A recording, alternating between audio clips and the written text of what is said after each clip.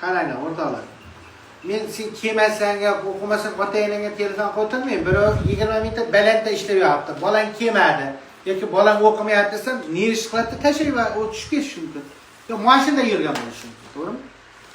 Mashinada asabiylashib bir joyga kirib ketsa nima qilasan? Sabab tushib qolasanmi? Senga faqat yaxshi gapingni ayting uydalar. Harakatingni qil. Erta ro'za vaqtida o'rtoqlar senga rizq berishning sababini qilish mumkin. Ya bilim, ya hunar. Osmonga yotib so'raversang bo'lmaydi hech narsa.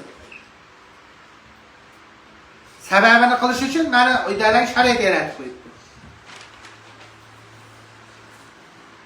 Hammada ham sharoit yo'q-da hozir. Sharoiti borlar, sharoiti borim bolasi faxrlanishga sizlar zamin yaratib berdilar.